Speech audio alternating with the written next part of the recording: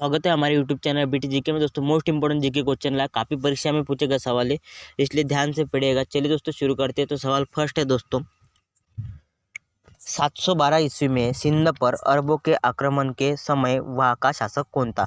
दोस्तों 712 ईस्वी में दोस्तों सिंध पर दोस्तों अरबों के आक्रमण के समय वहाँ का शासक दोस्तों दाहिर था। ऑप्शन बी दाहिर इसका राइट आंसर होगा। तो याद रखिएगा, मोस्ट इंपॉर्टेंट सवाल है ये। देखते हैं दोस्तों 2 नंबर का सवाल, महत्वपूर्ण सवाल है। दिल्ली का दिल्ली नगर की स्थापना की थी। दोस्तों दिल्ली का दिल्ली नगर की स्थापना की थी तो किसने की थी? तोमरों में। याद रखिएगा तोमरों ने। दोस्तों याद रखिएगा, दिल्ली का दिल्ली नगर की स्थापना तोमरों ने की थी। मोस्ट इंपोर्टेंट सवाल है, याद रखिएगा तोमरों ने। नेक्स्ट सवाल दोस्तों 3rd नंबर के लिए, निम्नलिखित में से भारत पर पहली बार आक्रमण करने वाला कौन था। दोस्तों भारत पर आक्रमण करने वाला पहला था दोस्तों, पहली बार वो था दोस्तों अरब। तो ऑप्शन दोस्तों सी याद रखिएगा, अरब ने दोस्तों भारत पर सबसे प्रथम आक्रमण किया था। नेक्स्ट सवाल दोस्तों 4th नंबर के लिए, पृथ्वीराज रासो निम्नलिखित में से किसने लिखा था। पृथ्वीराज रासो दोस्तों लिखा था चंद बरदाई ने। तो याद रखिएगा ऑप्शन सी चंद बरदाई ने दोस्तों पृथ्वीराज रासो लिखा था। नेक्स्ट सवाल दोस्तों 5 नंबर के लिए, वर्ष 1100 ईस्वी में निम्नलिखित मंदिर जो भुवनेश्वर के अन्य मंदिरों पर प्रधानता रखता है वो कौन सा है। तो इसका राइट आंसर होगा त्रिभुवनेश्वर लिंगराज मंदिर। ऑप्शन सी याद रखिएगा।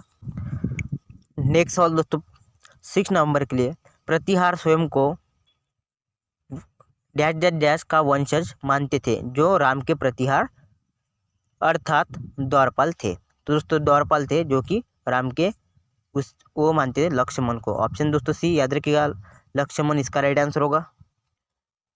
नेक्स्ट सवाल दोस्तों 7 नंबर के लिए, 750 ईस्वी में बंगाल के पाल वंश की स्थापना करने वाला गोपाल ऐसे शासक थे जिन्हें सामंती सरदारों ने चुना था। तो याद रखिएगा सामंती सरदारों ने चुना था दोस्तों, याद रखिएगा, मोस्ट इंपोर्टेंट सवाल है गोपाल को। नेक्स्ट सवाल दोस्तों 8 नंबर के लिए, किस पाल शासक को गुजराती कवि सोढ़ढुल ने उत्तरपाद स्वामीन कहा था। तो याद रखिएगा ऑप्शन ए धर्मपाल, इसका राइट आंसर होगा धर्मपाल, ऑप्शन ए।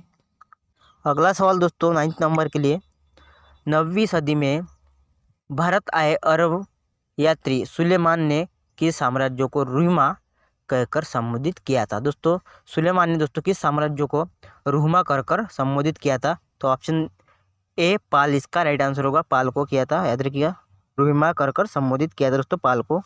नेक्स्ट सवाल दोस्तों 10 नंबर के लिए, हिंदू विधि की एक प्रसिद्ध पुस्तक दाएं भाग को रचयिता थे। दोस्तों दाएं भाग के रचयिता कौन थे दोस्तों? तो इसका राइट आंसर होगा जिमुतवाहन। जिमुतवाहन दोस्तों याद रखिएगा हिंदू विधि की पुस्तक है जो कि दाएं भाग इसके रचयिता जिमुतवाहन। तो याद रखिएगा। नेक्स्ट सवाल दोस्तों 11 नंबर के लिए, रामपाल चरित की रचना किसने की थी। दोस्तों रामपाल चरित की रचना की थी संध्याकर नंदी ने। ऑप्शन डी याद रखिएगा, संध्याकर नंदी ने रामपाल चरित की रचना की थी। नेक्स्ट सवाल दोस्तों 12 नंबर के लिए, पाल वंश के पतन के बाद बंगाल का राजनीतिक नेतृत्व प्रदान किया। दोस्तों पाल वंश के पतन के बाद दोस्तों बंगाल का राजनीतिक नेतृत्व दोस्तों प्रदान किया था सेन वंश ने। ऑप्शन ए राइट आंसर होगा सेन वंश।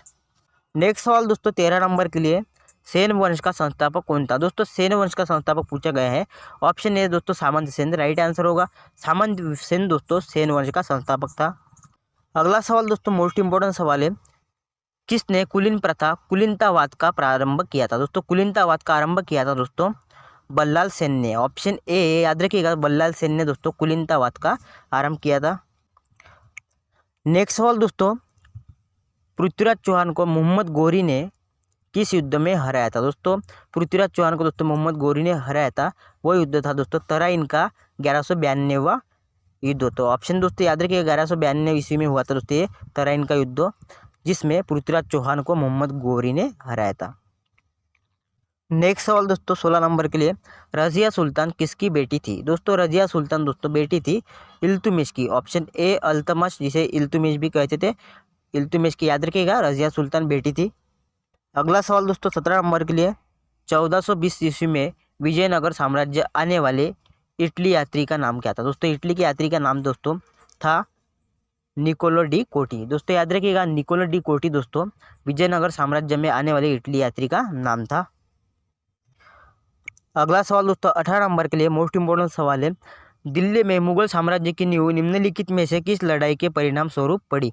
दोस्तों दिल्ली में दोस्तों मुगल साम्राज्य की नींव पड़ी दोस्तों, वो पड़ी थी पानीपत की पहली लड़ाई के समय। ऑप्शन दोस्तों याद रखिएगा, ऑप्शन डी, पानीपत की पहली लड़ाई के समय दोस्तों दिल्ली में मुगल साम्राज्य की नींव पड़ी थी। नेक्स्ट सवाल दोस्तों 19 नंबर के लिए, शेरशाह की मृत्यु कहाँ लड़ते हुई थी? दोस्तों शेरशाह की मृत्यु हुई थी दोस्तों ऑप्शन सी कालिंजर में। ऑप्शन दोस्तों याद रखिएगा सी कालिंजर। नेक्स्ट सवाल दोस्तों 20 नंबर के लिए, आंध्र प्रदेश और तमिलनाडु के तटीय भूभाग को क्या कहते हैं? दोस्तों आंध्र प्रदेश और तमिलनाडु के तटीय भूभाग को कहते हैं दोस्तों कोरोमंडल। तो आप सभी को मालूम होगा दोस्तों, इसका राइट आंसर होगा कोरोमंडल। नेक्स्ट सवाल दोस्तों 21 नंबर के लिए, भारत में सबसे ऊंचा पठार कौन सा है? दोस्तों भारत में सबसे ऊंचा पठार है लद्दाख का पठार। आप सभी को मालूम होगा सबसे ऊंचा पठार है लद्दाख का पठार। नेक्स्ट सवाल दोस्तों 22 नंबर के लिए, भारत का सबसे ऊंचा जलप्रपात राज्य में है? दोस्तों भारत का सबसे ऊंचा जलप्रपात है कर्नाटक राज्य में। तो कर्नाटक राज्य में दोस्तों कुंचिकल जलप्रपात है सबसे ऊंचा, याद रखिएगा। अगला सवाल दोस्तों 23 नंबर के लिए, भारत का सबसे सूखा भाग है? दोस्तों भारत का सबसे सूखा भाग पश्चिम राजस्थान है। ऑप्शन ए पश्चिम राजस्थान, याद रखिएगा भारत का सबसे सूखा भाग है। नेक्स्ट सवाल 24 नंबर के लिए, भागीरथी और अलकनंदा गंगा में कहाँ पर मिलती है? दोस्तों भागीरथी और अलकनंदा गंगा में मिलती है दोस्तों, याद रखिएगा देवप्रयाग में। ऑप्शन बी देवप्रयाग इसका राइट आंसर होगा।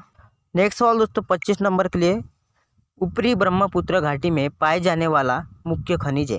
दोस्तों ऊपरी ब्रह्मपुत्र घाटी में पाए जाने वाला मुख्य खनिज है दोस्तों petroleum. Option D C petroleum दोस्तों ऊपरी ब्रह्मपुत्र घाटी में पाए जाने वाला मुख्य खनिज है। तो आज के लिए इतना ही। आप हमारे चैनल पर नए तो चैनल को सब्सक्राइब कीजिएगा, साथ ही बेल आइकन भी प्रेस कीजिएगा ताकि आपको इस तरह की वीडियो की नोटिफिकेशन मिलती रहे। वीडियो पसंद आए तो वीडियो को लाइक कीजिएगा और अपने फ्रेंड को वीडियो शेयर भी कीजिएगा।